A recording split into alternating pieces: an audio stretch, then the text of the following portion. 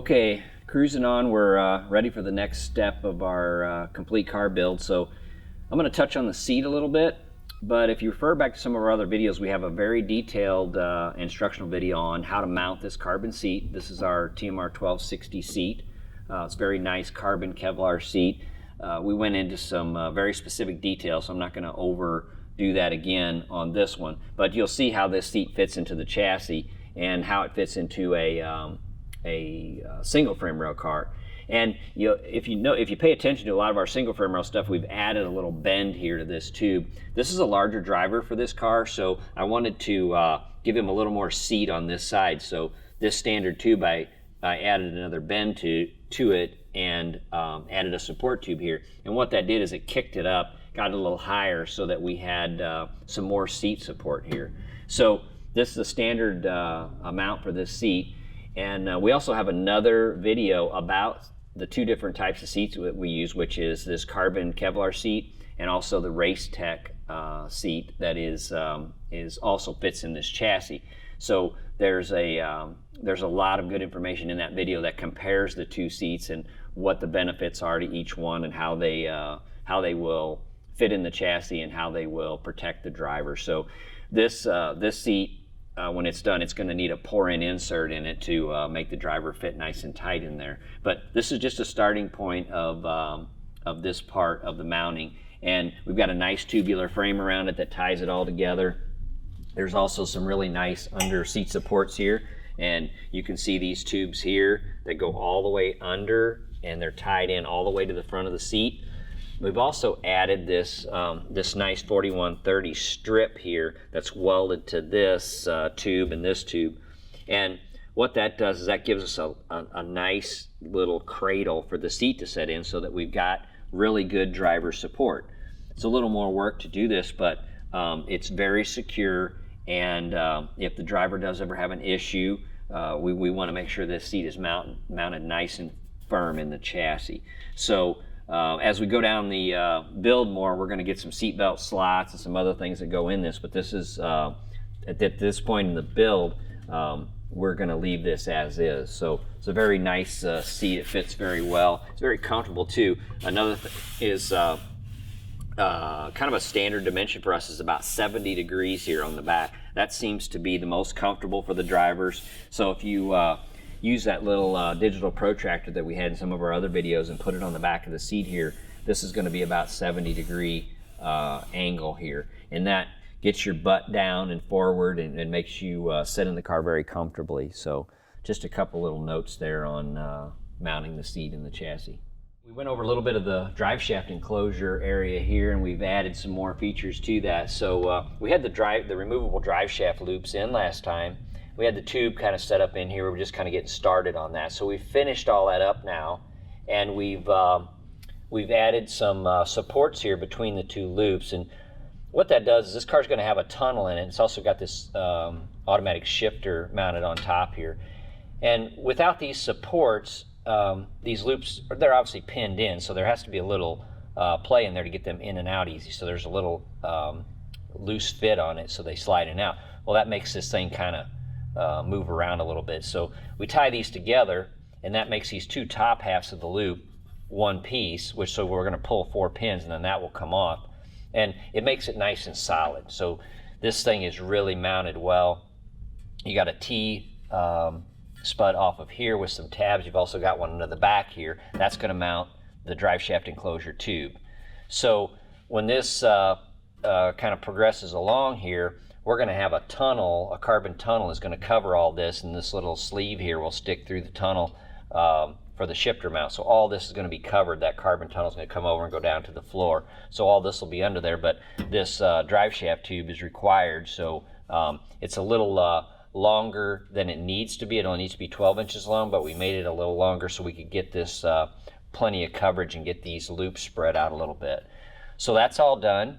Shifter mount's done. There's just a sleeve, a little receiver sleeve on here, and then this you can see slips on there, and it's got a nice tight fit. So we use a little thicker tube on there so that you get a really nice fit there.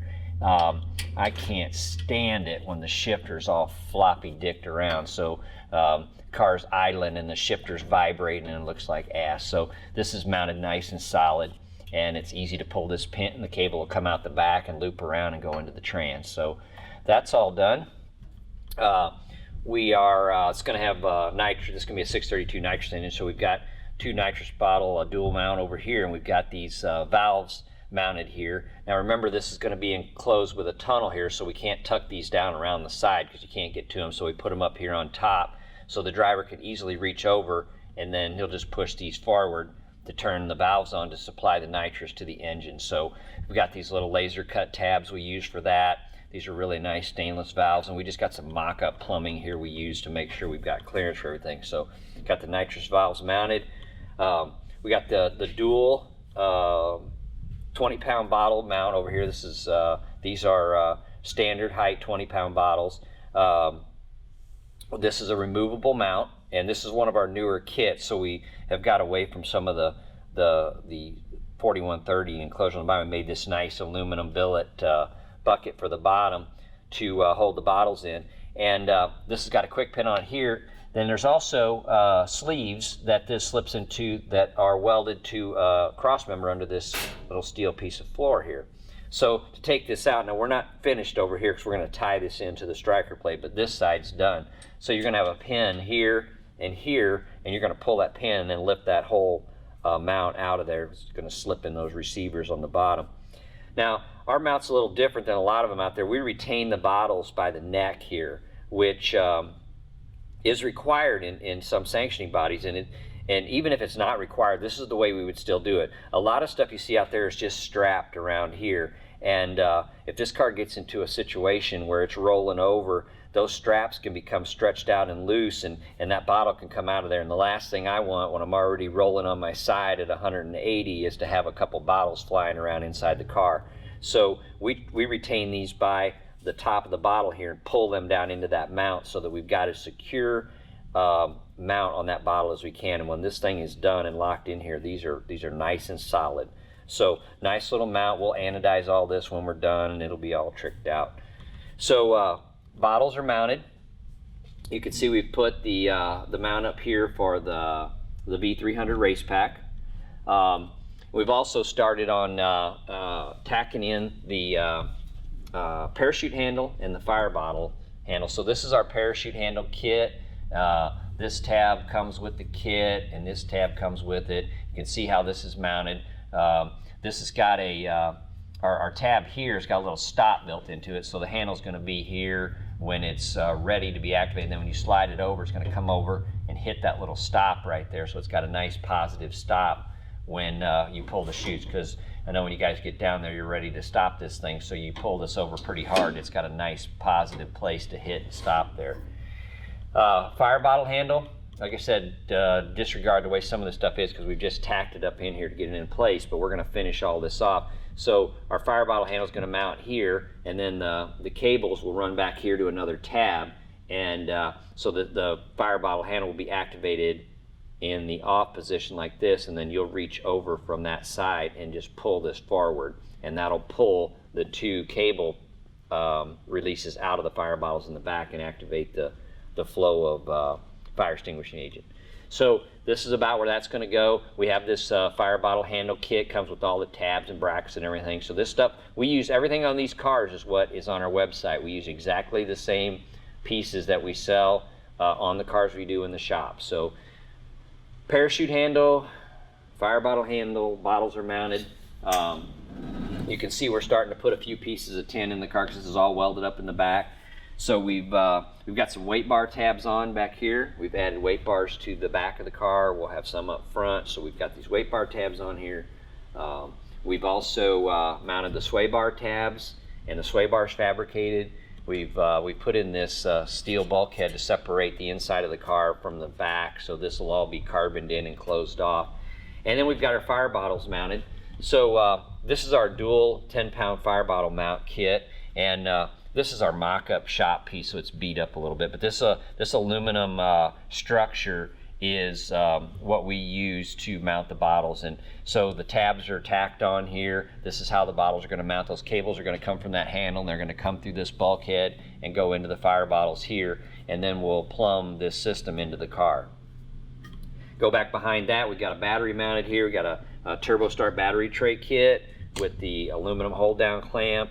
That's all in. This is our standard kit for that. So that battery is going to be mounted there. We're going to end up putting a weight bar behind it, but this will kind of finalize the back of the car. So we're getting pretty close to having all the accessories on this chassis. Another week or so we'll be ready to move it over and put the body on. So I'd like to go around to the driver's seat here and talk about this head restraint system that's in here.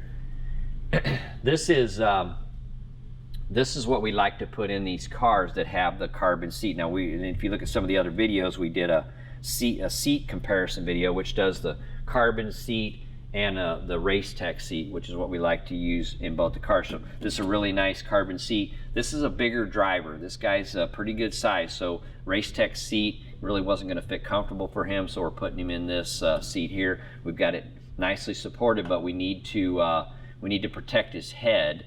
So this surround here is going to be the base for what we do the padding on. So this is 080 aluminum, and you see we're building a structure around here to attach this to. And what we're going to do is the owner of this car is going to be here tomorrow. We're going to set him in here, and we're going to get some dimensions off of this. We'll dimension this at the front and at the middle and at the back and all the way around here. We'll write dimensions on here, and then we'll cover this with the energy absorbent foam and the fire retardant fabric. So we'll have a nice padded area here, and you can see how big this is. Well, this guy, he's got a big head, but it ain't that big. Okay, so we're gonna pad this in so that if he gets into a little bit of an issue, slides over and smacks the wall or gets the thing up on its side, we want to keep his head in the middle here and give him a little room on each side. But if he needs to move around, we don't want his head going all the way over here and hitting this. We're going to pad this thing out here pretty far on this side and about 1.5 inches on this side, and it'll actually be tapered so that it'll be straighter. It's not going to be padded like this. We want to straighten this out so that his head hits it nice and flat. So when this is done, this will all be padded in here and all be covered with a fire retardant fabric, and that along with the pour-in seat kit will really protect him nice.